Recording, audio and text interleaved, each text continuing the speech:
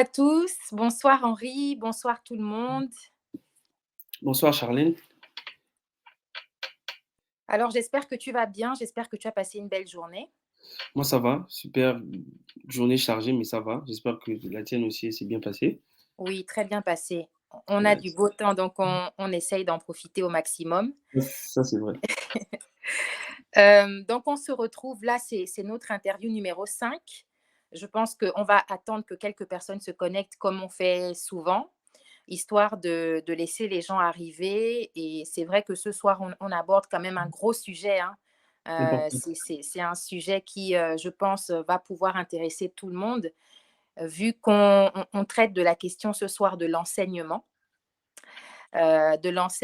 sous l'angle de la transmission du savoir et effectivement de l'insertion professionnelle. Donc, on va parler de beaucoup de choses ce soir et j'espère que avec les invités qu'on aura et la présence massive, en tout cas, je l'espère de tout cœur, qu'on aura également, on aura plein de questions, on pourra recueillir plein de questions, on pourra vraiment échanger de manière à en apprendre davantage.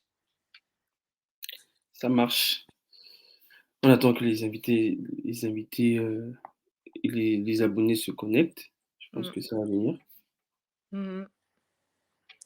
Toi, qu'est-ce que tu en penses, Henri? Je veux dire, qu'est-ce que tu t'es dit quand tu as su qu'on aurait ces deux invités-là qu'on a ce soir et lorsqu'on a décidé au niveau de l'Institut Concorde d'aborder cette question de l'enseignement, qu'est-ce que tu Mm. t'es dit? Est-ce que tu t'es dit tant mieux parce que c'est un sujet qui est super important et d'actualité?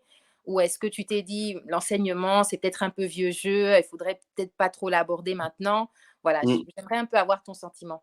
Oui, bah évidemment le sujet, la question est intéressante parce que bah, le sujet de l'enseignement, je dirais que c'est la base de la société.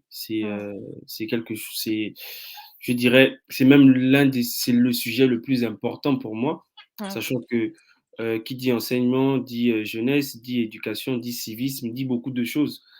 Donc, je me sens que et le fait qu'on aborde ce sujet, bah, ça montre que justement on est ancré dans les problématiques de notre cher pays et pour les invités, bah, c'est des invités de marque, hein, je dirais ça comme ça, parce Mm. que bah, ils ont beaucoup à nous apprendre, beaucoup à nous dire.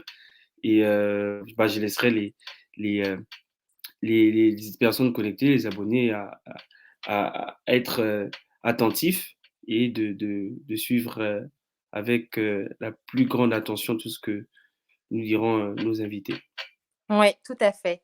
Je pense que tu as vraiment bien embrayé, hein. C'est vrai que l'enseignement fait référence à une thématique qui est centrale, que ce Mm, soit pour le Gabon ou n'importe quel pays dans le monde.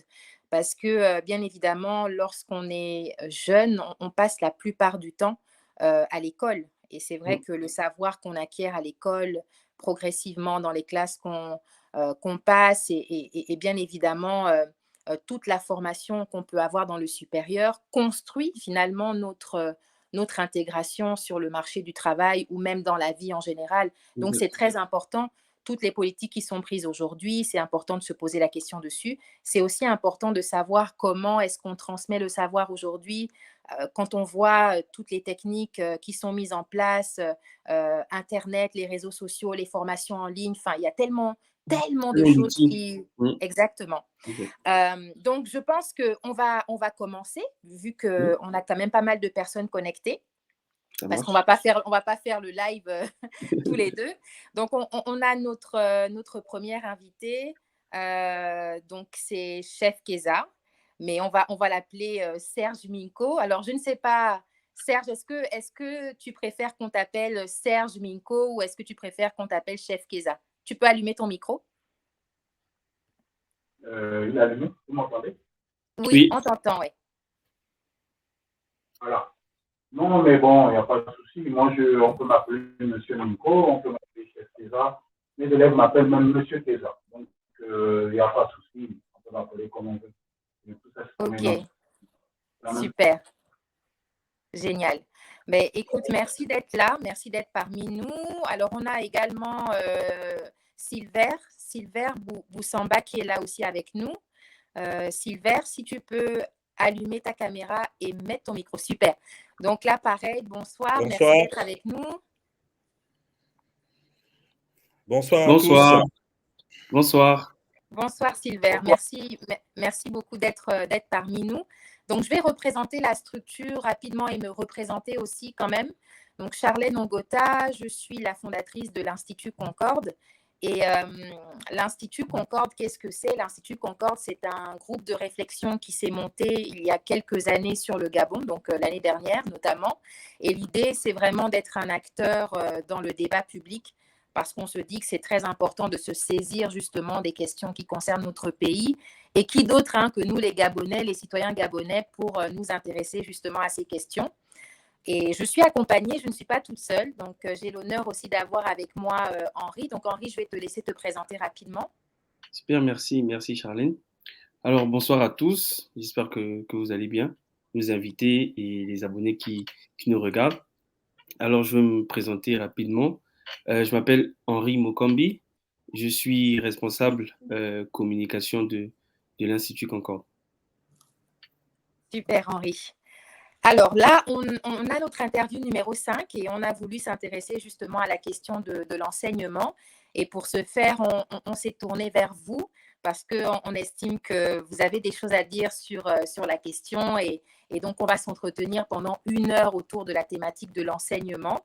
L'idée, c'est de pouvoir échanger au travers justement de différents axes et de différentes problématiques. D'abord, bien évidemment, une question beaucoup plus générale sur l'enseignement en général et la transmission du savoir. Et on va également partir effectivement sur un autre aspect qui est l'enseignement supérieur et les modalités d'insertion professionnelle. Donc, je vais laisser Chef Keza se présenter à notre communauté et ensuite on viendra vers toi, Silver Boussamba. L'idée, c'est, Chef Keza, que tu puisses en fait nous retracer ton parcours, qui tu es, ce que tu fais, et voilà, histoire qu'on sache un peu qui tu es. D'accord, pas de problème. Alors moi, je m'appelle Nikodon et mon prénom c'est un prénom composé qui sert. Et je suis artiste aussi, auteur-compositeur, donc de mon nom d'artiste, Chef Keza. Donc ma fonction principale, en fait, mon métier, c'est enseignant. Je suis enseignant du second degré. J'ai commencé, je suis donc diplômé de l'école normale supérieure, voilà, à Libreville, et j'ai commencé donc à enseigner en 2004, où j'étais affecté à Cocobiche. Voilà. Donc ça fait aujourd'hui, donc depuis 2004 que j'enseigne. Voilà. En 2024, ça va faire 20 ans, donc là, ça fait 18 ans que je suis dans l'enseignement, et ça fait plus de 20 ans, 25 ans que je suis dans la musique. Voilà. Donc, globalement. Ok, parfait. Merci beaucoup. Silver, je vais te poser la même question. Qui es-tu, ce que tu fais? Si tu peux nous retracer rapidement ton parcours pour que notre communauté apprenne à te découvre. Alors, je m'appelle donc Silver Boussamba. Je suis un professionnel d'abord de l'informatique, des télécoms et du domaine de l'innovation, dans lequel j'ai travaillé pendant 25 ans. Donc, j'ai eu plusieurs positions de senior management dans des multinationales qui m'ont permis d'apprendre énormément sur moi-même, sur un certain nombre d'activités et surtout sur l'innovation, parce que c'est le domaine dans lequel aujourd'hui je passe 80% de mon temps. En plus de ça, j'ai aussi une autre activité. Je suis entrepreneur dans le domaine de la fintech. Et donc, dans ce domaine-là, j'ai cofondé avec 2 autres Gabonais une start-up qui s'appelle Digitech Africa, qui aujourd'hui offre des services de paiement en ligne multicanal pour différents opérateurs, pour différents marchands, comme on les appelle, que ce soit la CETRAG, la SEG ou alors BET 241, l'université et autres. Et puis la dernière casquette que j'ai, c'est la casquette, on va dire, de coach, parce que je suis coach certifié John C. Maxwell. C'est une longue histoire. C'est une aventure qui m'a amené dans cette direction-là. C'est l'aventure de vouloir réussir avec les autres. Et finalement, j'ai fini par me certifier. Et 80% donc de mon temps, comme je fais de l'entrepreneuriat social, j'utilise cela dans les différents programmes éducatifs que nous développons dans une ONG qui s'appelle Ogwelab, dont je suis le fondateur et président. D'ailleurs, pour ceux qui connaissent, cette ONG développe un programme éducatif qui s'appelle École 241. Voilà. Ok, parfait. Alors, comme je le disais tout à l'heure, donc merci vraiment pour vos présentations respectives. Est-ce qu'on m'entend bien? Parce qu'on m'a fait comprendre que j'ai un problème de micro. Ok, super, parfait. Donc, on va vraiment faire un focus sur l'état des lieux de la transmission du savoir et de l'insertion professionnelle au Gabon. C'est vraiment ça notre focus ce soir. On va débuter par justement l'enseignement en général et la transmission du savoir. Et ensuite, bien évidemment, on va vraiment traiter des questions propres à l'enseignement supérieur et l'insertion professionnelle. Donc, Henri, je vais te céder la parole pour que tu puisses introduire justement cette série de questions sur la transmission du savoir et l'enseignement en général au Gabon. Ça marche. Merci encore, Charlène. Alors, on va commencer justement avec le thème dont vient de parler Charlène, l'enseignement général et moyens de transmission du savoir. Alors, on sait que l'école a pour vocation l'instruction et la qualification. Et donc, dans ce premier volet de questions, nous allons aborder la partie instruction. Alors, je vais commencer avec la première question. Les inégalités au Gabon ne font que se creuser. Un enfant de classe populaire a plus de difficultés à changer sa condition de vie. Alors, c'est vrai, il y a des exceptions, mais si l'école doit servir d'ascenseur social, est-ce qu'on peut dire que cet ascenseur est en panne au Gabon? Du coup, je laisserai M. Miko répondre à cette question. On peut commencer par M. Miko, effectivement.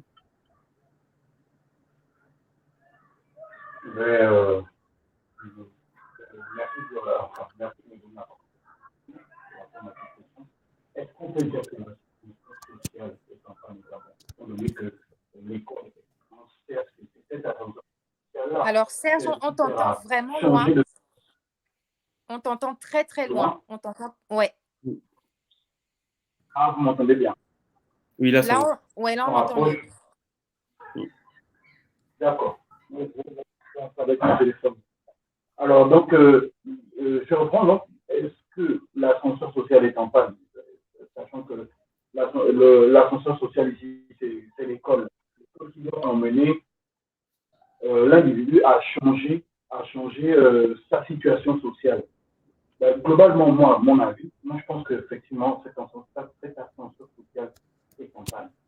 Parce que même quand vous parlez avec les élèves aujourd'hui, on constate qu'on peut passer énormément de temps sur les bancs de l'école. On peut passer presque la moitié de son vie sur les bancs de l'école, avoir des diplômes, etc. Et puis à la fin, se retrouver avec ces diplômes et à la fin, quand vous venez, on ne vous engage pas. Vous ne travaillez pas, vous chômez, vous êtes là. Et par contre, on sait aussi que dans le pays, ce sont les réalités du pays, on sait aussi que il y a des gens qui, par contre, ne sont pas allés très loin des études, peut-être même non pas fait des études, mais par d'autres moyens dérivés qui ne sont pas forcément aussi, je sais pas, je dirais pas légal ou quoi, mais par d'autres moyens, des gens arrivent à toucher et non, à avoir des situations sociales vraiment plus importantes que quelqu'un qui a passé la moitié de sa vie à l'école.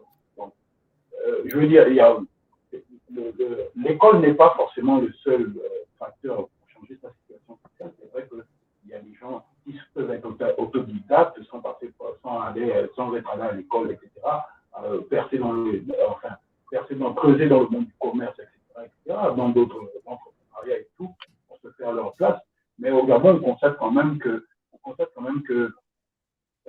beaucoup de gens, en fait, réussissent, entre guillemets, réussissent dans leur vie à avoir des métiers sans forcément avoir les qualifications qu'il faut, sans forcément être allé à l'école. Voilà.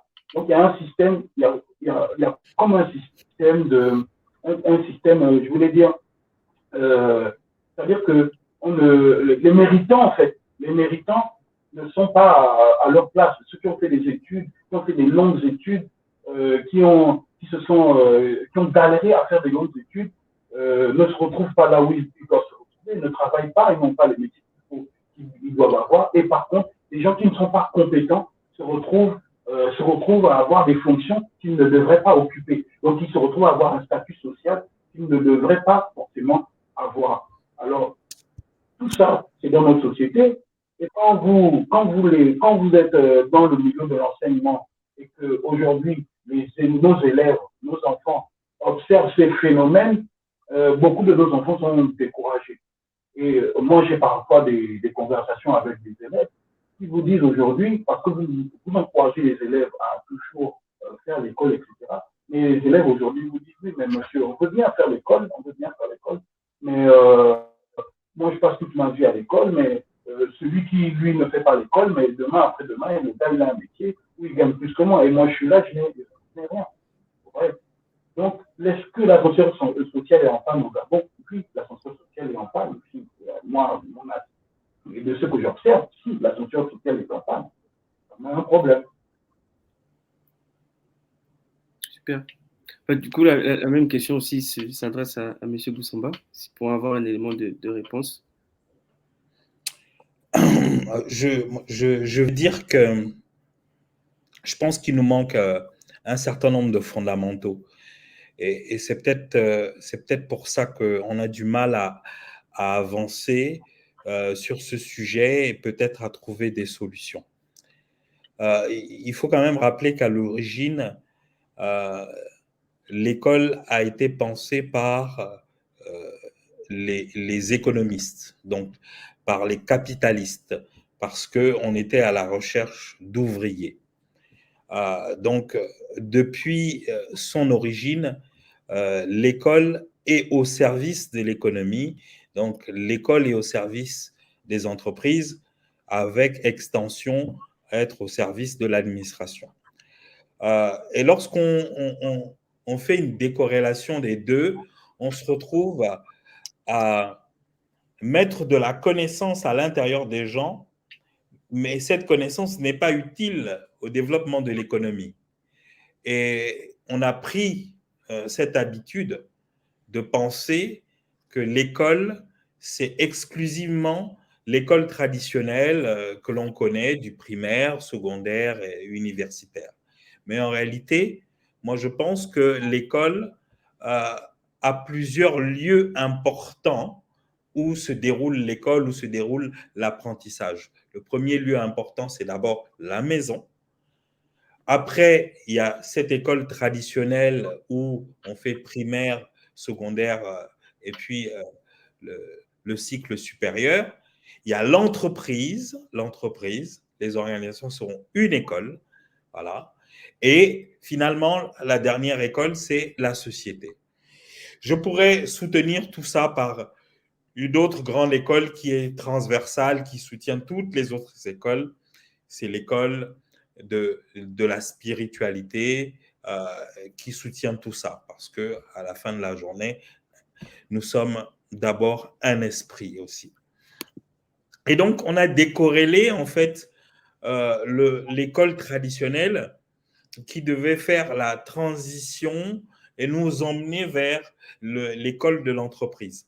Donc, c'est comme si en réalité, on a fait le primaire et on n'a pas les bases pour faire le secondaire.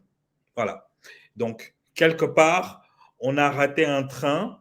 À un moment donné, l'école de l'entreprise est allée beaucoup plus vite a eu des exigences différentes, a eu des besoins différents, et l'école traditionnelle n'a pas su répondre.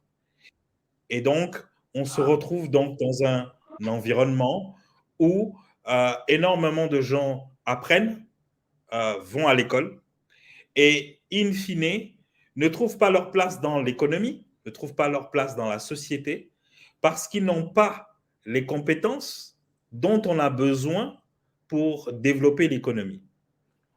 Bon, maintenant, est-ce que l'ascenseur social est cassé? Je pense qu'il n'y a même plus d'ascenseur. Voilà, il n'y a plus d'ascenseur du tout. C'est la débandade. Chacun se débrouille comme il peut à essayer de rentrer dans l'école de l'entreprise, donc dans le monde du travail. Chacun se débrouille comme il peut avec le peu de réseau, de relations qu'il possède pour y entrer. Mais est-ce qu'il y a encore une transition logique entre l'école traditionnelle? Très, très peu. Il y a des très fines passerelles, mais pour la plupart, ça ne fonctionne plus du tout de cette manière-là. Super. Merci, vraiment, merci pour ces éléments. Je les trouve très, très complémentaires. Du coup, on aborde la deuxième question, qui est toujours en lien avec l'enseignement. Du coup, le système scolaire gabonais est marqué par des grèves intempestives, contrairement à d'autres pays. La conséquence, on est un temps passé en classe, je dirais, anormalement faible. Et dans ces conditions, est-ce qu'on peut parler d'un système scolaire de qualité? Que fait le ministère de l'Éducation nationale pour y remédier? La question s'adresse en premier à Chef Keza.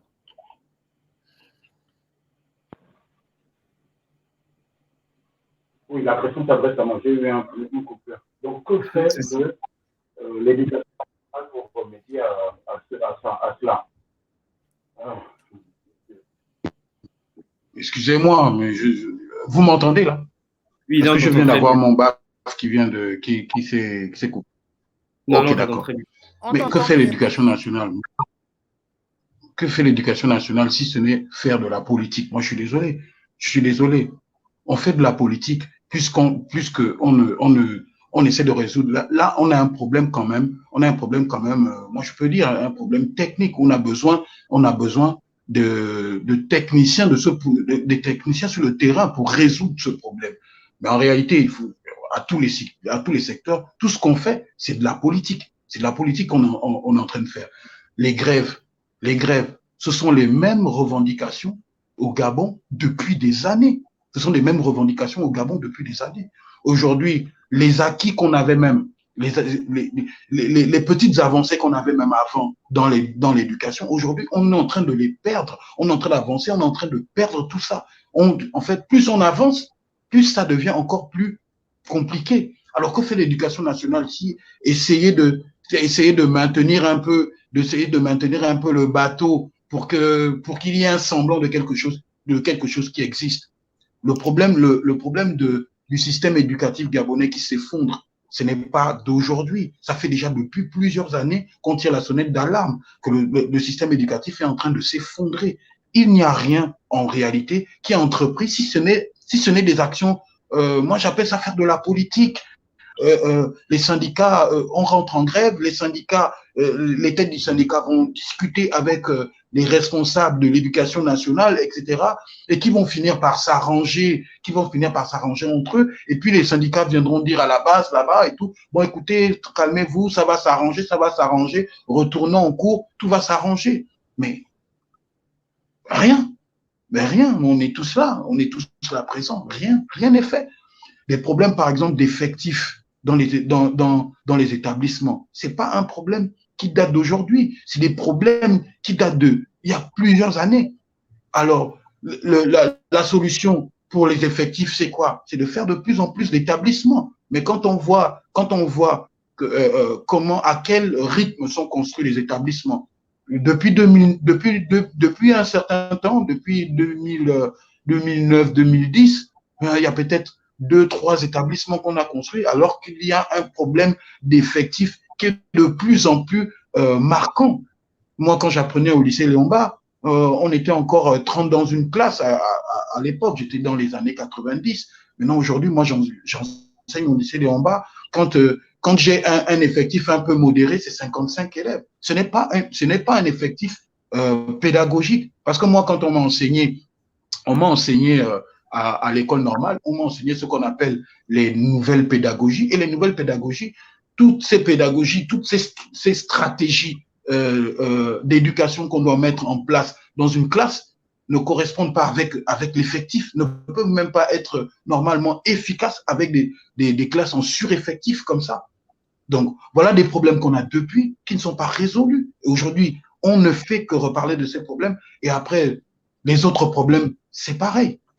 C'est des choses qui ne sont pas résolues. Les seules choses, le problème ici, les seules choses qui sont souvent un peu, où on dit on avance un peu, c'est lorsqu'on fait des revendications salariales. Ouais, non, bah voilà, il faut une prime de ceci, il faut une prime de cela et tout, etc.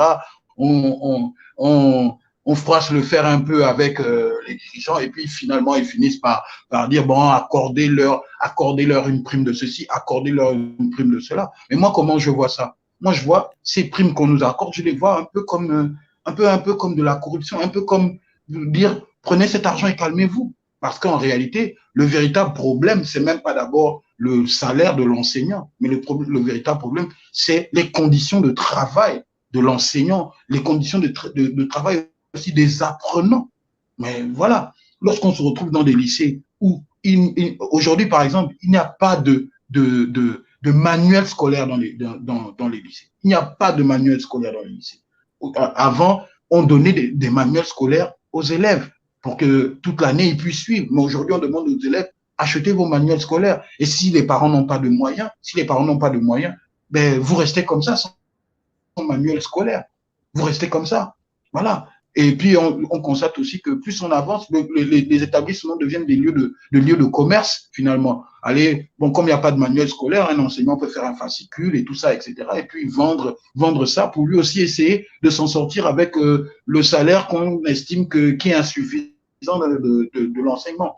Donc, en réalité, bon, pour revenir vraiment à la question, que fait l'éducation nationale? Moi, je vous réponds en toute franchise, rien sinon de la politique. C'est tout ce qu'on fait ici au pays. On fait de la politique, on parle, et il n'y a pas d'action concrète. On n'est pas sur le terrain. Il est temps aussi d'être sur le terrain, d'agir, de faire des choses concrètes. Mais ça ne se fait pas. On ne fait rien. Super. Donc voilà ce que je peux dire. Super, merci pour les éléments. Monsieur Boussamba, j'espère que vous avez quelque chose à rajouter. Alors, moi, je n'ai pas le regard de l'intérieur comme chef KESA, donc qui pourrait effectivement mieux nous édifier sur ce qui se passe à l'intérieur, sur les vrais problèmes. Moi, j'ai un regard plutôt extérieur, puisque je fais juste le constat qu'il y a de plus en plus de jeunes qui ont du mal à trouver un emploi. Et je construis ou je co-construis des programmes d'insertion professionnelle pour les aider.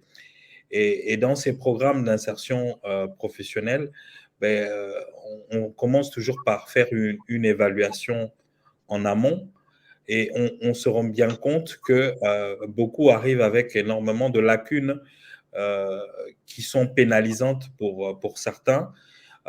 Ça dénote bien qu'il y a des manquements. Il y a des manquements qui sont observés dans le processus en amont. Maintenant, que fait l'éducation nationale? Je ne saurais dire, puisque je ne suis pas à l'intérieur. Mais moi, ce que je pense que nous, on devrait faire, c'est continuer à faire de l'économie sociale. Voilà. Et c'est ce que je fais aujourd'hui avec notre ONG. On fait de l'économie sociale et solidaire. C'est-à-dire, l'économie sociale est là pour prendre soin des populations sur un certain nombre de sujets comme la sécurité, la santé, l'éducation, ainsi de suite.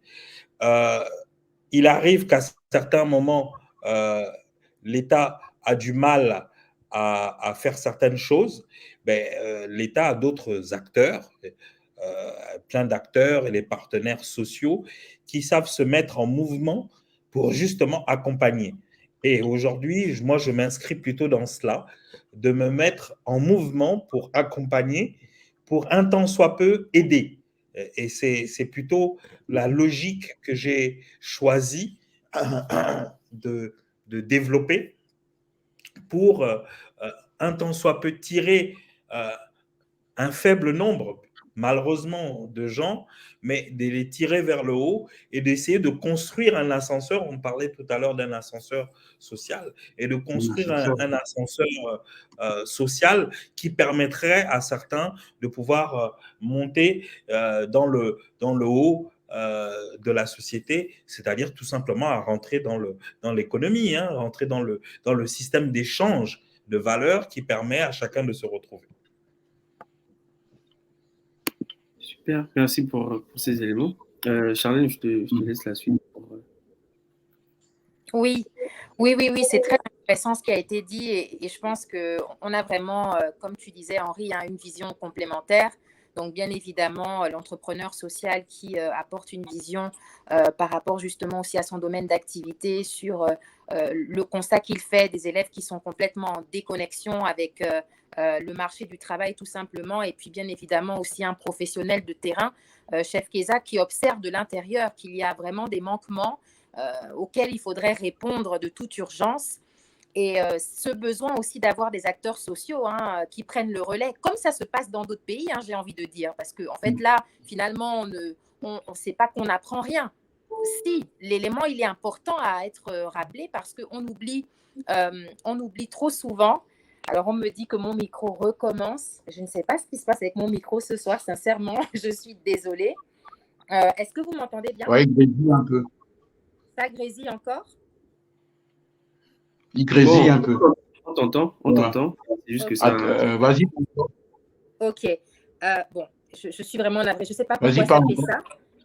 Oui. Donc, moi, la question que je voulais poser, l'autre question... Mais on t'entend. On a des questions dans le public ou pas? Est-ce qu'on peut regarder s'il y a des questions déjà à ce stade? Dans le public? Non? Non, pas pour l'instant. Ok, super. Donc, j'avais une question autour des moyennes sexuellement transmissibles. Je sais que c'est un phénomène qu'on observe beaucoup dans les établissements scolaires. On en a parlé encore récemment et ça rentre encore dans le champ de ce que disait Chef Keza. Ce sont des problèmes dont on parle chaque année. Ça fait des décennies et des décennies qu'on est là-dessus. Et je pense que cette question de moyennes sexuellement transmissibles dans les écoles dénote aussi de la question de la vocation de l'enseignant. Comment est-ce que sont choisis nos enseignants concrètement au Gabon? Est-ce que, Chef Keza, tu peux nous apporter des éléments sur ça? Nos enseignants, comment ils sont choisis? Bon, comment les enseignants sont choisis?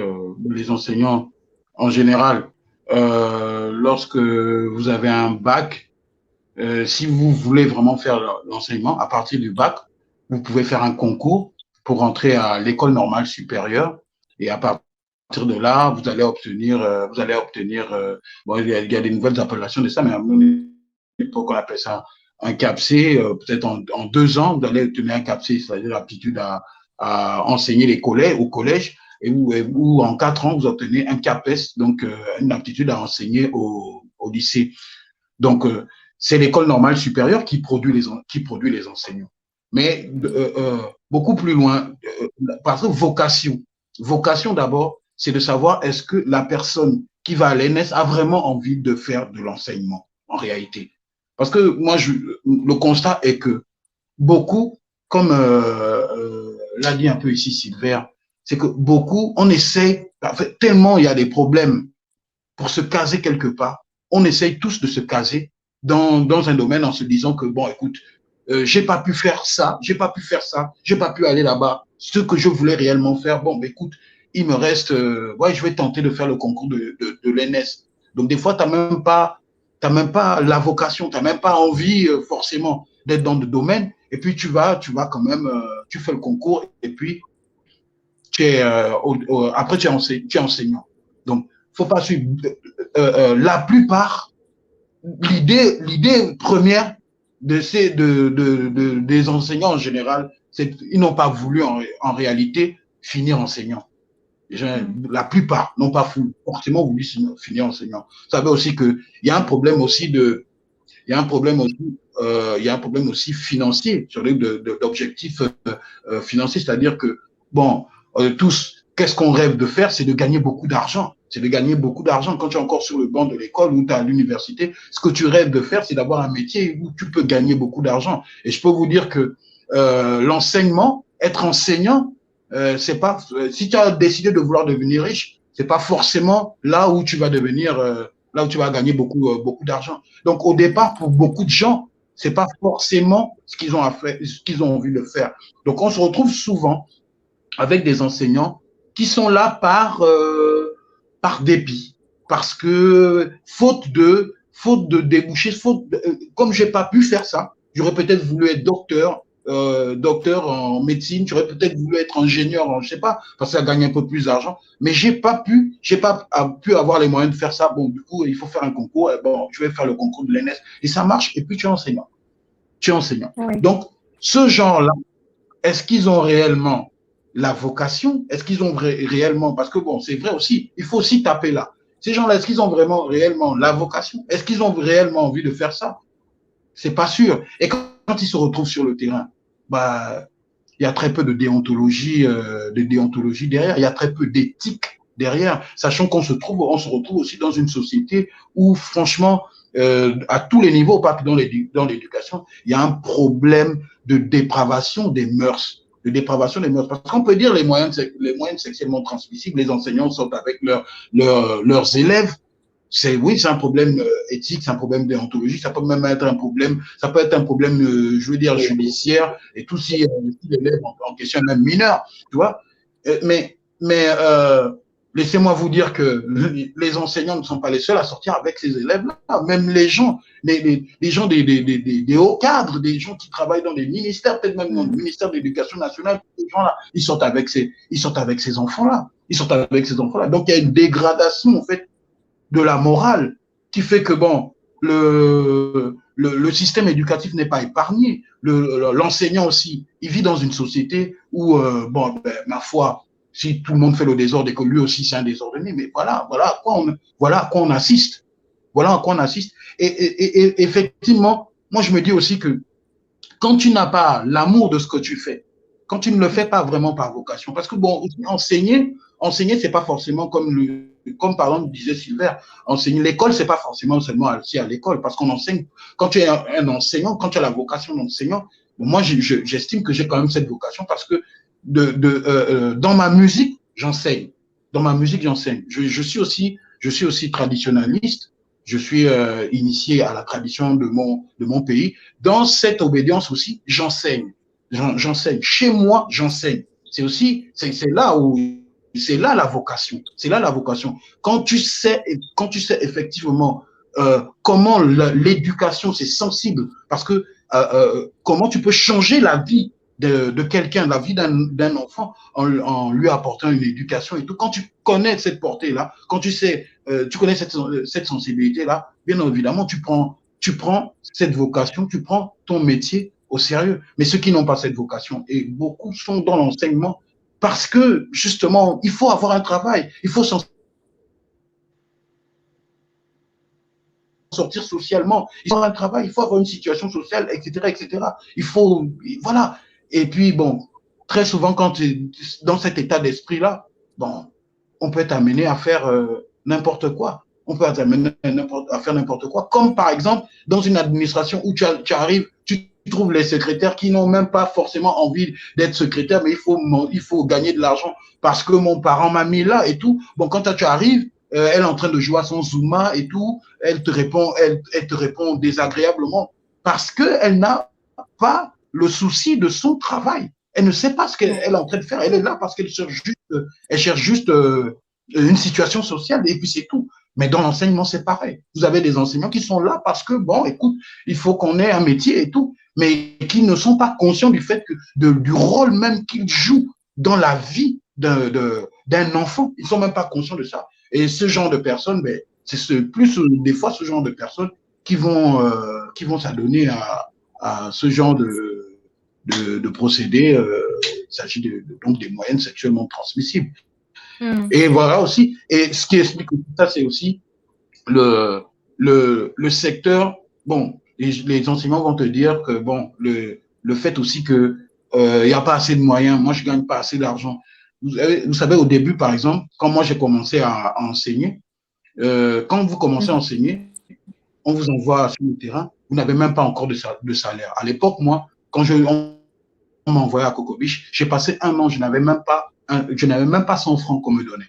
Je n'avais pas 100 francs qu'on me donnait. C'est donc des fois l'établissement, avec son budget propre, qui est obligé normalement de te prendre en charge. Alors, vous avez des fois un jeune que vous envoyez au fin fond de, je sais pas moi, au fin fond de Mimongo, au fin fond de Moulegui-Binza, ou je ne sais pas où vous l'envoyez, il s'en sort pas. Personne ne lui donne quelque chose à manger, il n'a pas de salaire, etc., etc. On est en milieu rural. En milieu rural, les gens ont une autre manière de penser. Les parents, il y a des parents qui pensent même que c'est normal de donner sa fille le jeune enseignant. Voilà, le jeune enseignant qui arrive dans le village, il n'a même pas encore le salaire et tout. Il faut aller lui donner de la nourriture, il faut aller rester avec lui et tout. Des fois, même le parent, ça arrange même le parent que, bah, écoute, tu sors avec ton élève qui est sa fille, bah, garde-la, tu restes avec elle et puis tu vas l'épouser et puis tu feras en sorte qu'elle réussisse à l'école puisque c'est toi qui lui donnes les moyens. Voilà un peu la manière de penser. Voilà un peu tout ce qui peut emmener tout ça. D'accord, oui. Il y a beaucoup de facteurs qui rentrent en ligne de compte. Sylvain, je ne sais pas si tu veux rajouter quelque chose par rapport à ça, ton avis sur les MST ou simplement la vocation de l'enseignant, hein, cette question de vocation. Oui, plus sur la partie vocation. Je ne sais pas si je parle pour moi, parce que je rencontre de plus en plus peut-être des gens qui me ressemblent. Peut-être que l'école qu'on a créée, c'est pour des gens qui me ressemblent. Pourquoi? Parce que moi, j'ai appris à coder tout seul à l'âge de 11 ans. Et donc, je reste convaincu que l'école de la maison, c'est l'école qui doit nous permettre de connaître notre vocation. Voilà. Je pense que on devrait sortir de l'école de la maison en sachant ce qu'on veut faire de sa vie. Et quand on va à l'école, on sait pourquoi on va à l'école. On fait des études pour devenir ce qu'on a décidé qu'on allait devenir quand on était à la maison. Je prends un exemple. J'ai plusieurs filles. Il y a une qui veut être pilote, l'autre qui veut être architecte, et elles font des études pour le devenir. Elles sont encore au lycée, elles font des études pour le devenir. Si elles font de si bonnes études, c'est parce qu'elles s'automotivent elles-mêmes, parce qu'elles veulent atteindre cet objectif-là. Donc, elles font attention aux notes qu'elles vont avoir en mathématiques, en physique et autres, parce qu'elles veulent atteindre cet objectif-là. Mais je constate qu'il y a beaucoup d'enfants qui sortent de chez eux, ils ne savent toujours pas qu'est-ce qu'ils veulent faire plus tard. Ce qu'ils veulent faire. Et c'est un gros problème. Parce que en fait, on se retrouve à l'école, on ne sait pas trop pourquoi. Et quand on y est, bon, on n'est plus tellement concentré sur le développement de ces connaissances, de l'acquisition de ces connaissances, parce que ça peut nous aider à atteindre cet objectif-là. Et on se perd, et on se laisse entraîner par d'autres personnes, et à toutes ces dérives-là. Je pense qu'il faut ramener cette responsabilité pas au gouvernement ni à l'État, mais aux parents. Hein, je pense qu'en tant que parent, c'est ma responsabilité de travailler avec mes enfants pour qu'ils découvrent qu'est-ce qu'ils veulent faire plus tard, et je dois les aider. Et donc, je dois accompagner. J'ai une de mes filles qui dit « Ah, sa passion, c'est la cuisine ». Et je ne suis surtout pas en train de lui dire bah, attends, je ne te paye pas les études pour que tu deviennes cuisinière. Non, je suis en train de lui dire, ah tiens, mais tu peux être chef et tu peux avoir ton propre restaurant. Et si tu veux, tu peux même avoir une chaîne de restaurants. Je l'accompagne dans son rêve. J'essaie d'élargir. J'accompagne. Et donc, je crois que c'est notre rôle en tant que parents, là, d'aider nos enfants à trouver leur vocation. L'école, ce n'est pas réellement pour nous éduquer, hein, c'est pour nous instruire. Ce sont les parents qui Pour nous nous éduquent. instruire, oui. Oui, tout à fait.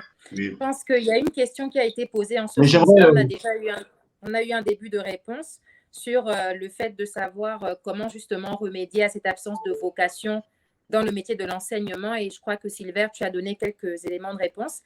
Oui, Serge, chef Keza, tu voulais rajouter quelque chose? oui, mais j'aimerais ajouter, si vous permettez, j'aimerais ajouter par rapport à ce que Sylvain vient de dire et qui est très intéressant, et parce qu'il met vraiment le doigt sur le problème. On se rend compte en réalité que beaucoup de parents, en fait, donc en réalité, ne sont même pas. En fait, peut-être qu'il faut éduquer, en fait, les parents.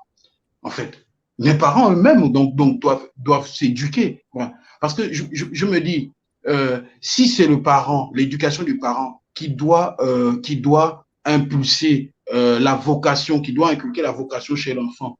Mais aujourd'hui, les enfants, la plupart des enfants que vous avez, ils vont vous dire, mais si vous leur demandez, mais pourquoi tu fais des études, quels sont tes objectifs, la seule motivation que les enfants ont d'aller tous les matins à l'école, c'est parce que les parents leur disent tout simplement, allez à l'école, l'école c'est l'avenir. Et l'enfant vient à l'école parce qu'on lui dit de venir à l'école. Ben, lui, il n'est pas plus intéressé que ça parce que on ne lui a pas expliqué, comme dit Silver là, la vocation n'a pas été stimulée depuis la maison. Voilà. Et il y a encore un truc qui est fondamental. Quand vous dites à l'enfant, quand l'enfant aussi a une vocation et qu'il dit, par exemple, moi, je veux faire justement la cuisine, et que vous avez beaucoup de parents, il y a des parents qui sont comme ça, vous avez des parents qui vont vous dire, ah, non, mais la cuisine, c'est quoi? Toi, tu vas faire la cuisine, ça, c'est pas bon, ça. Moi, je veux que tu sois docteur, je veux que tu sois machin, etc., etc. Bon, vous voyez que tout ça fausse aussi la vocation, d'où le problème que Silver soulignait là. Donc, peut-être qu'effectivement, c'est au niveau de la cellule familiale aussi qui a besoin aussi d'être éduqué pour pouvoir éduquer aussi sa progéniture, en fait. Donc, c'est un peu les éléments que je voulais aussi ajouter aussi pour rejoindre Silver dans ce qu'il dit là. Oui, tout à fait. Donc, on a pas mal de questions. Donc, j'en ai une là qui peut être intéressante avant qu'on ne bascule, ça passe tellement vite, sur la seconde partie. Donc, la question, c'est de savoir si, justement, dans cette idée des acteurs qui sont en présence dans le domaine de l'enseignement, de l'éducation, est-ce qu'il existe véritablement une coopération entre… Alors, attendez, je vais essayer de reprendre ça. Une véritable coopération entre le système éducatif et les parents d'élèves. Est-ce qu'il y a un lien entre eux? Sont-ils intégrés dans la construction de ce système éducatif au Gabon? Donc, on reproche aux parents peut-être de ne pas jouer leur rôle à la maison, mais est-ce qu'ils sont vraiment aussi consultés par les services administratifs, consultés pour la confection, on va dire ça comme ça, du système éducatif? Est-ce qu'on les sollicite, les parents? Ben, à partir du moment où dans les établissements, tous les établissements, il existe ce qu'on appelle association des parents d'élèves. Bon, à partir du moment où ça existe, normalement, techniquement, les parents sont consultés parce que cette association des parents d'élèves, normalement, représente les parents qui doivent agir, qui doivent être des acteurs dans la construction du système éducatif gabonais. Parce qu'aussi, il y a aussi ce qu'on appelle une association enfin, une association des parents d'élèves un peu de tous les établissements et tout, et qui fait que quand il y a normalement des questions inhérentes au système éducatif et où on a besoin quand même que les parents interviennent, donc cet organisme-là, normalement, est consulté et peut agir et peut réagir. Mais le problème aussi, c'est que bon, avec est-ce que ça fonctionne réellement? Est-ce que ça fonctionne réellement? C'est la véritable question parce que est-ce que véritablement d'abord même l'enseignant lui-même est consulté? Est-ce que l'enseignant joue vraiment un grand rôle dans la construction du système éducatif gabonais? C'est aussi la question. Parce qu'aujourd'hui, je prends un exemple très simple. Aujourd'hui, nous avons, par exemple, les programmes scolaires qui sont érigés et que nous appliquons dans nos établissements. Ces programmes scolaires, mais qui sont à la base de la construction de ces programmes scolaires? Sincèrement, mais vous allez interroger beaucoup de gens. Beaucoup de gens ne se reconnaissent même pas dans la construction de ces programmes scolaires. Les programmes scolaires là viennent de quelque part. Ça a été adapté à des programmes des Occidentaux et tout, et qui sont, disons, qui sont un peu contrôlés par l'UNESCO. Voilà. Je veux dire que aujourd'hui même, il est difficile, même l'IPN, qui est l'institut qui dirige, qui gère les programmes scolaires et tout, mais ils ne peuvent ni enlever, ni retrancher, ni ajouter, ni retrancher un chapitre même dans un programme s'ils ne consultent pas c'est-à-dire des hautes instances telles que les gens de l'UNESCO qui surveillent ces choses-là. Mais l'UNESCO, ils ont la possibilité de nous imposer, par exemple, des chapitres dans les programmes scolaires. Comme une année, il y a peut-être 3 ans, où l'UNESCO a imposé à l'éducation nationale de mettre dans les programmes scolaires le chapitre sur les orientations sexuelles. Aucun enseignant n'avait été consulté pour ça. Ces chapitres-là avaient été insérés dans les programmes. Moi qui suis prof de sciences de la vie et de la terre, je viens une année, on ne m'a pas consulté, je ne sais pas, je reviens à une rentrée et je me rends compte qu'il y a un chapitre qui a été ajouté en classe de 5e. Et ce chapitre concerne les orientations sexuelles.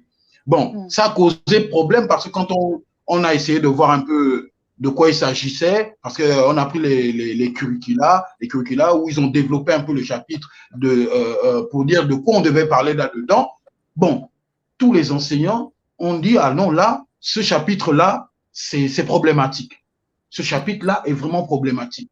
Alors, comment ça se fait que si on avait consulté les enseignants et les parents d'élèves pour réviser ce programme-là et introduire ces chapitres-là, mais ça ne devait pas être un problème pendant l'année scolaire. Sauf que, en réalité, les parents et les enseignants ne sont pas vraiment consultés pour ça. Et c'est pourquoi on se retrouve en pleine année scolaire, on se retrouve avec un chapitre qu'on nous a balancé dans le programme. Et ce chapitre-là a fait vraiment grand bruit parce que les enseignants ont refusé d'enseigner ce chapitre-là, et des parents d'élèves, et même les quelques enseignants qui ont fait ce chapitre-là, lorsque les parents d'élèves ont ouvert les cahiers de leurs enfants, mais ils étaient sidérés, et ils sont venus dans les établissements pour demander, mais il s'agit de quoi votre chapitre-là?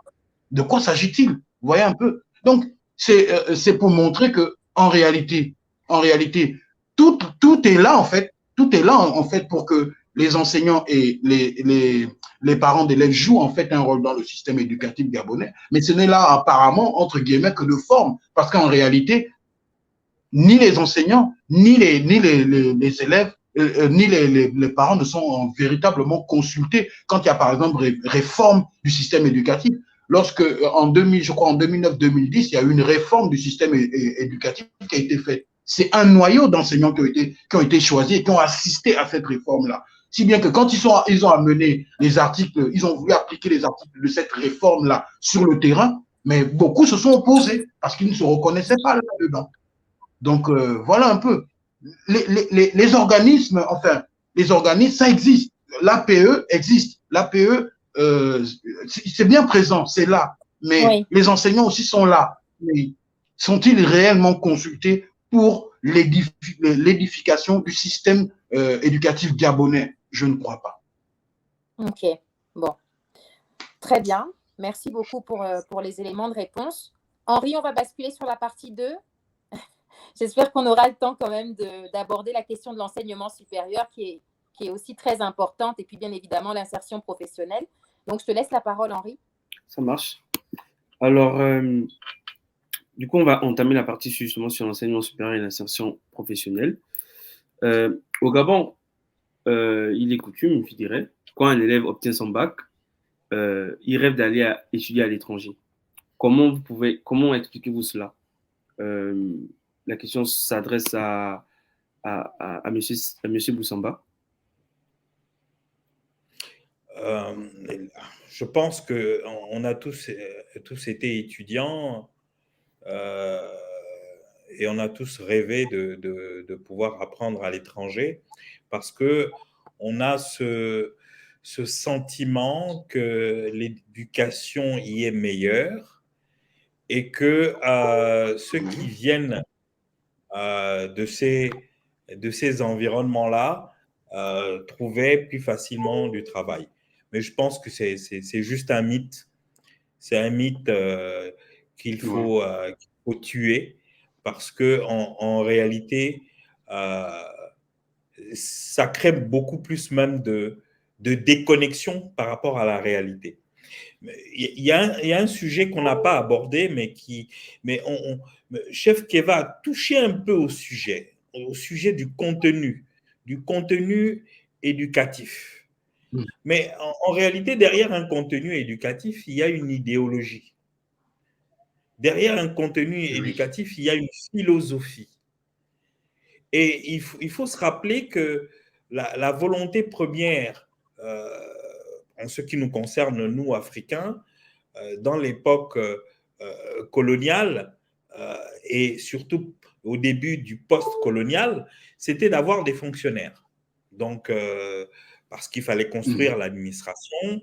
Et donc, on a ouvert des filières qui permettaient justement à des gens de pouvoir rentrer dans l'administration. Et puis, ça s'est vite rempli au fil des années. A commencé toute la dimension économique parce qu'on a laissé cette liberté aux entreprises de se créer. Et là, les entreprises ont eu besoin justement de ressources humaines compétentes et formées. Et là, on a vu apparaître les premières écoles de management pour justement arriver à combler des besoins de comptables, de marketeurs, de financiers, de juristes et toute autre chose.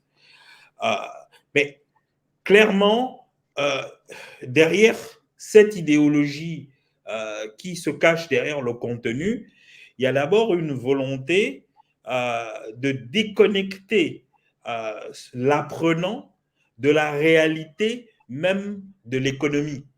Parce que quand on enseigne, on donne des enseignements sur des filières qui sont déconnectées complètement du développement économique, on est soit en train de perdre des gens, et je trouve que c'est peut-être un crime.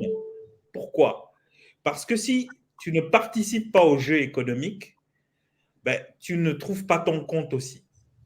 Et si tu ne trouves pas ton compte, tu es exclu de la société. Si tu exclus de la société, tu deviens un problème pour la société, tu deviens un problème pour toi-même, parce que tu n'arrives pas à te prendre en main. Mais lorsque l'on regarde les choses que des fois on nous impose d'enseigner, on se pose la question, jusqu'à quand on va accepter cela?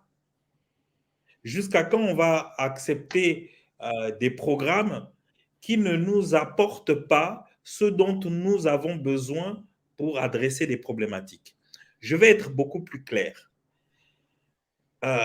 On enseigne des choses qui marchent. Ça ne sert à rien d'enseigner des choses qui ne marchent pas. Mais on enseigne des choses qui marchent. Quoi? Qu'est-ce qu'on enseigne qui marche? De la connaissance. Mais qu'est-ce qui a emmené cette connaissance? La connaissance, on est aujourd'hui en train de l'importer, de la donner à des personnes pour qu'ils l'utilisent pour résoudre des problèmes. Mais on se rend bien compte que cette connaissance ne les aide plus à résoudre des problèmes. Donc, il y a un problème avec la connaissance. Mais qu'est-ce qui crée la connaissance? Et c'est un phénomène qui est un phénomène pathétique sur le continent africain. C'est que l'Afrique participe entre 1 et 2,6% de la recherche mondiale. L'Afrique participe à 1 ou 2% de la recherche mondiale. Ça veut dire que l'Afrique ne crée pas de la connaissance, suffisamment de la connaissance. Mais la connaissance se crée comment? C'est par la recherche. C'est la recherche qui crée la connaissance. C'est la recherche par tout ce qui est de la démarche effectivement scientifique qui permet de passer par l'observation, les hypothèses, les modèles, les prédictions, et puis la vérification par l'expérience, qui permet de créer des connaissances qui, après, quand on s'est rendu compte qu'elles fonctionnent, qu'elles marchent, elles sont distillées, partagées à travers la connaissance. Mais on se rend bien compte, c'est un phénomène africain, que les Africains consomment de la connaissance qui est inutile. C'est comme si on se mettait à manger des choses qui ne nous permettent pas de nous développer, qui ne nous permettent pas de grandir. Alors on fait une boulimie de connaissances inutiles.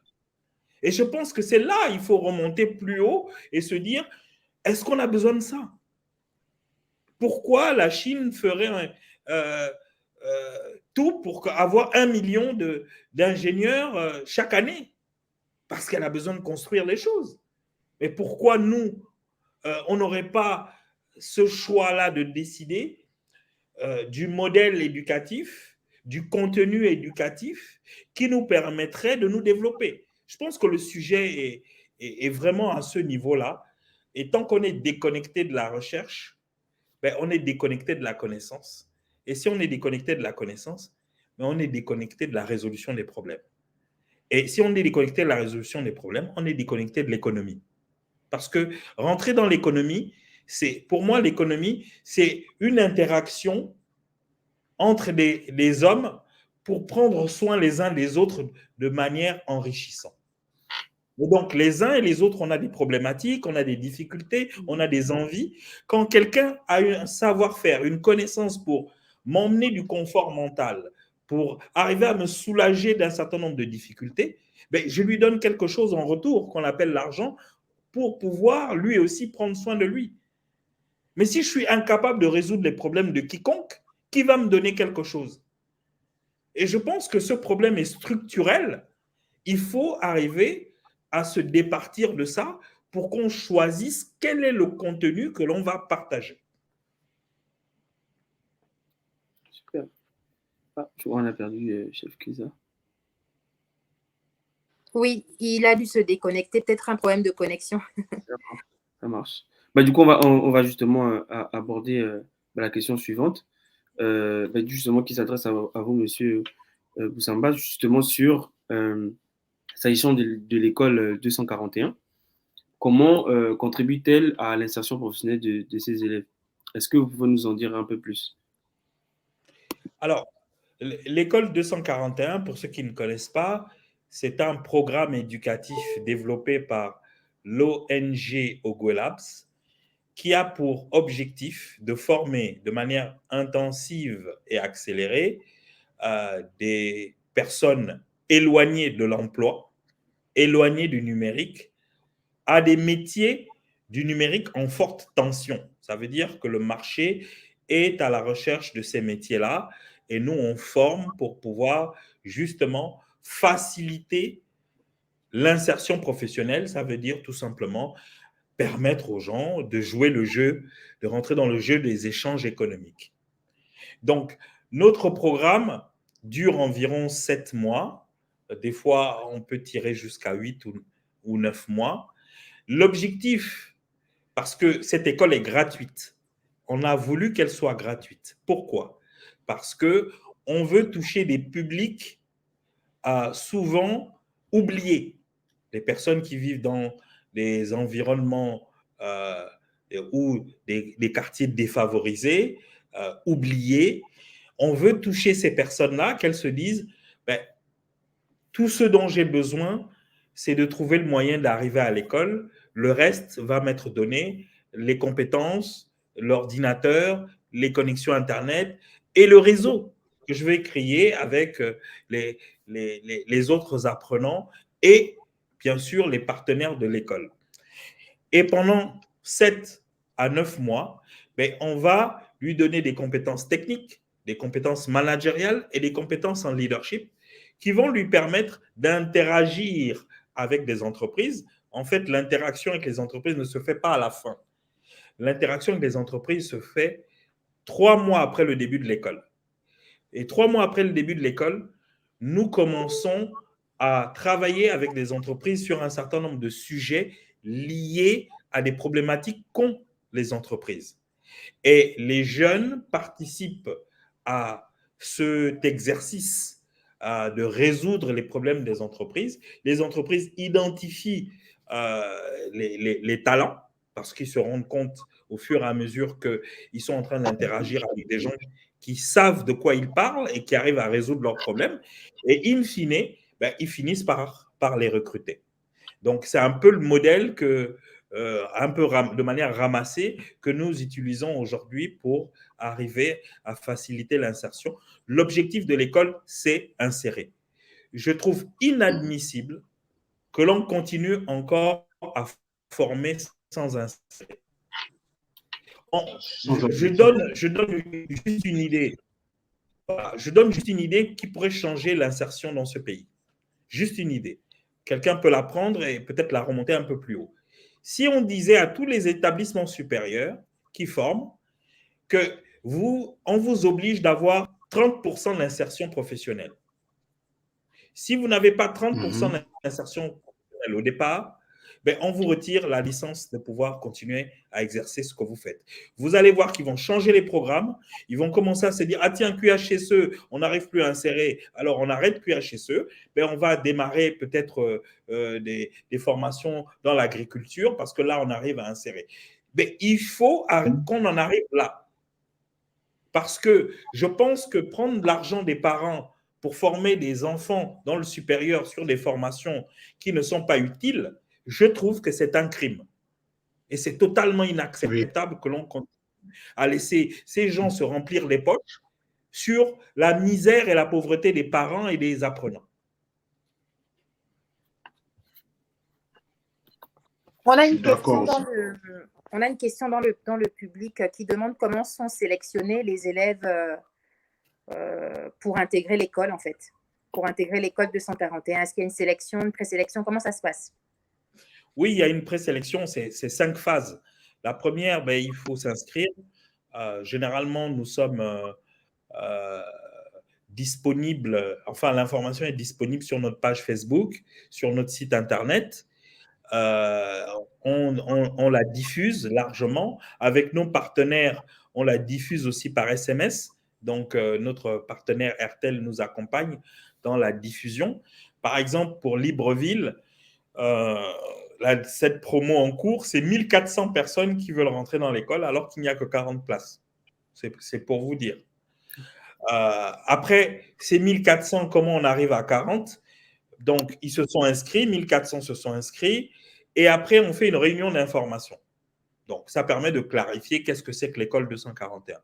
Ben, par exemple, on apprend que l'école 241, c'est de 8h à 18h officiellement, des fois peut-être 20h, et qu'on travaille même le samedi, il est possible que ce soit aussi le dimanche.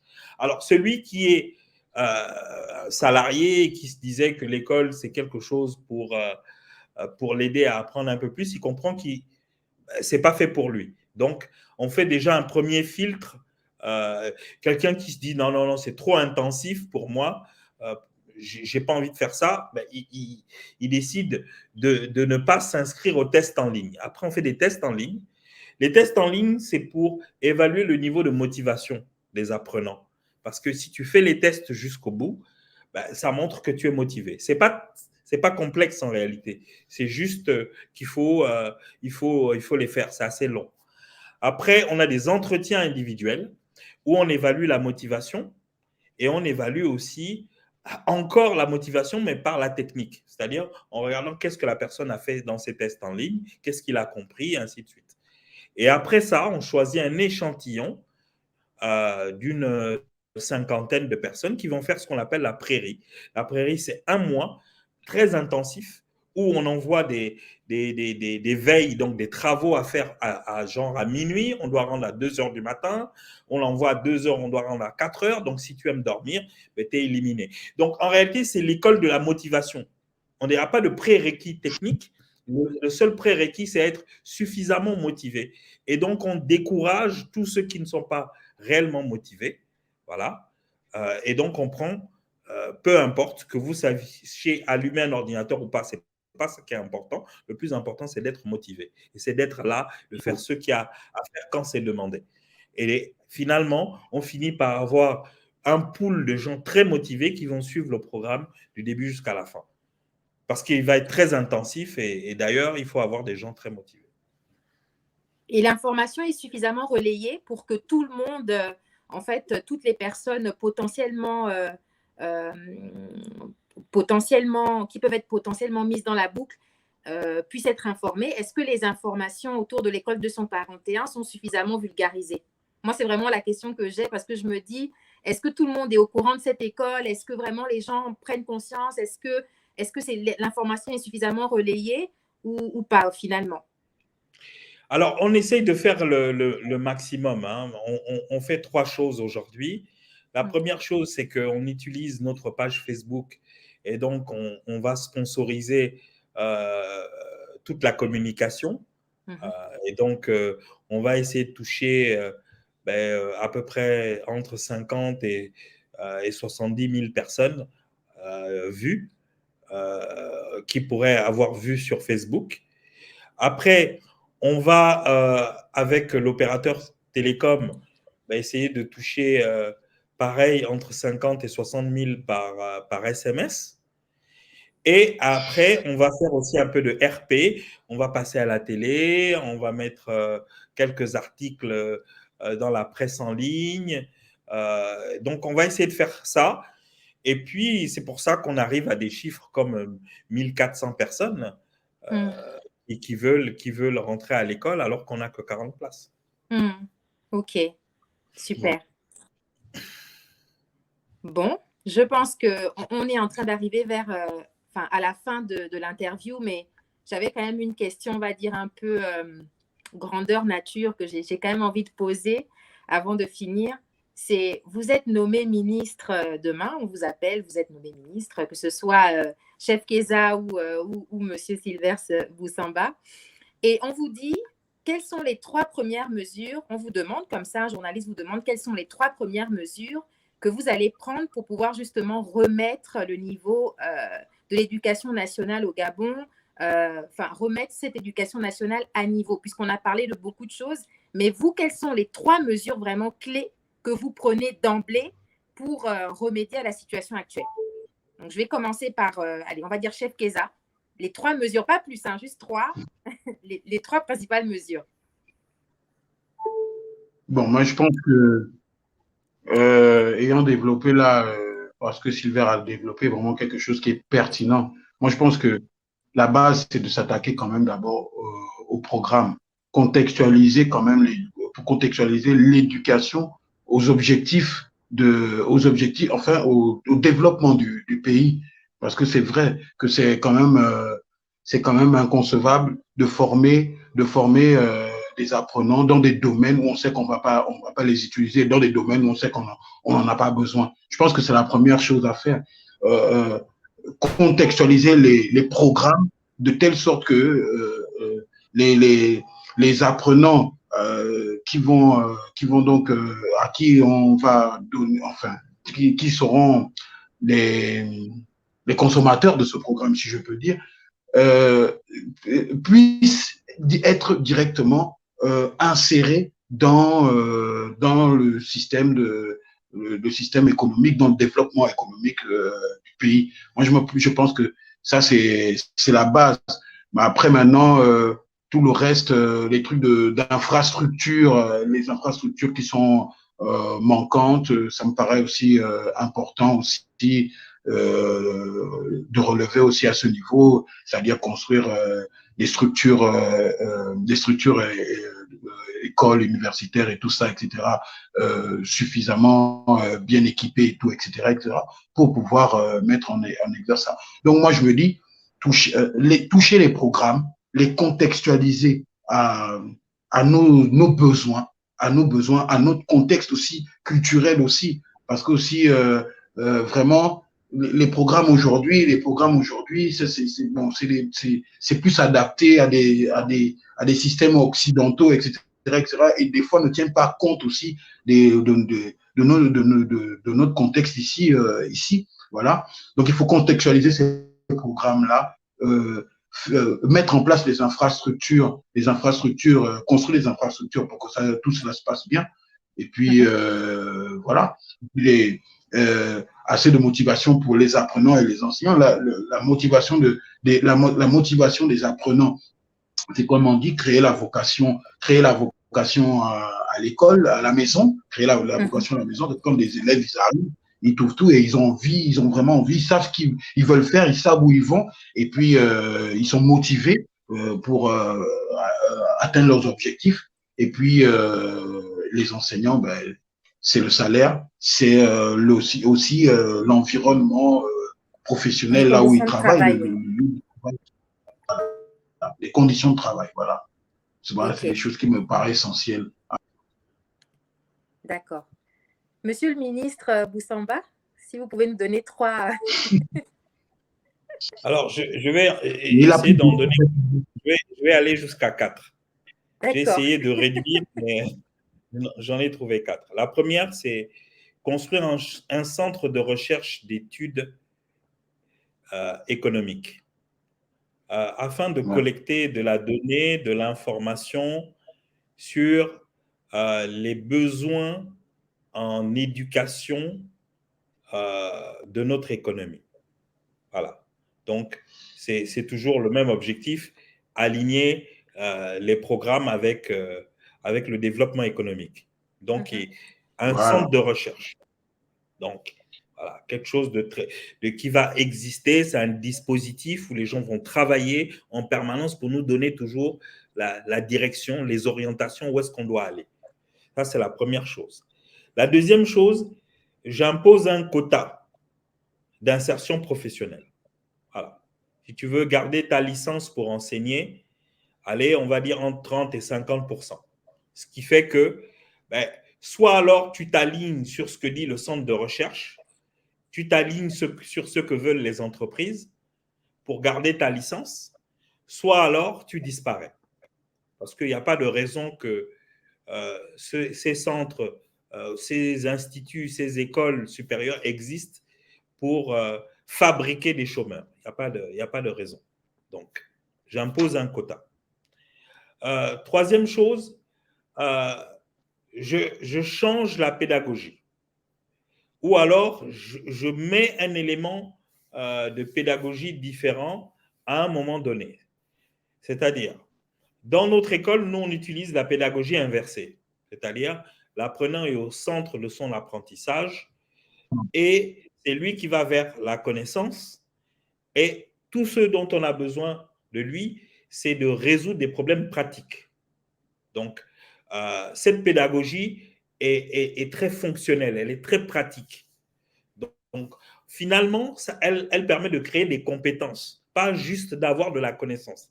On ne reste pas juste au niveau théorique. On a de la connaissance pratique. Et c'est important pour les entreprises, parce que les entreprises veulent des gens qui sont opérationnels dès le premier jour. Donc, je change la pédagogie. Si je ne peux pas changer la pédagogie, je crée des SAS. C'est-à-dire, lorsque l'on termine ses études supérieures, avant de rentrer dans le monde de l'entreprise, tu te retrouves pendant 1 an où on te réapprend les compétences douces, par exemple des compétences sociales, les compétences en management, les compétences techniques, management de projet et autres choses qui vont te permettre de pouvoir participer au jeu économique. Quelquefois, moi je pense que beaucoup de gens sont en train de chercher à être des salariés. C'est bien. Mais quelquefois aussi, on peut être des travailleurs indépendants. Lorsqu'on a un niveau de compétence très élevé, les entreprises veulent travailler avec nous sur un certain nombre de missions. Aujourd'hui, il y a tout ce qu'on appelle l'économie du projet. L'économie du projet, c'est plusieurs milliards de dollars chaque année. L'économie du projet peut nous permettre de travailler avec des entreprises en local comme à l'international. Mais donc, il faut apprendre aux gens à apprendre. S'ils apprennent par eux-mêmes, ils peuvent devenir pointus sur un certain nombre de domaines et continuer à vivre, à participer au jeu économique, que ce soit en local ou à l'international. Et puis, le dernier point, je rejoindrai Chef Keva aussi sur les infrastructures. C'est important de mettre les conditions pour pouvoir enseigner sereinement les apprenants. Désolé. Bon, je pense qu'il y a de quoi faire. Henri, je vais te passer la parole pour que tu puisses conclure. On a pris note, hein. C'est vrai que là, il y a plein de pépites, il y a plein de bonnes idées. Je te passe la parole, Henri. Ça marche. C'était très, très, très enrichissant. Je pense qu'on n'a pas le temps d'aborder un thème aussi important. Je pense qu'il y a beaucoup de questions. Je pense même que les abonnés ont beaucoup d'autres questions. Mais bon, le temps nous est imparti. Du coup, nous allons conclure. Merci à nos invités. Merci beaucoup d'avoir été présents pour ce thème. La discussion, comme je viens de le dire, a été riche et en enseignement. Et le but pour nous, c'est justement d'élaborer des études suite justement à vos retours. Vous êtes des acteurs de terrain. Et à ce titre, nous aurons justement encore besoin de votre connaissance. Et du coup, pourquoi pour pouvoir produire des études, pour pouvoir produire un contenu qu'on pourra justement, dans un second temps, soumettre aux décideurs politiques. Du coup, je profite de l'occasion pour vous annoncer que notre prochaine interview se déroulera fin mai et nous aborderons justement le thème de la technologie. Et je pense que justement, c'est un thème qui pourrait aussi justement intéresser M. Boussamba. Voilà. Donc, je vous dis à très bientôt et bonne soirée à tous. Merci beaucoup aux invités. Merci encore à vous pour les éléments que vous nous avez donnés. Et on vous souhaite vraiment une très, très, très belle soirée. Merci beaucoup. Merci à vous Charlotte, aussi. Merci. Keza. À très bientôt. Merci. À très bientôt.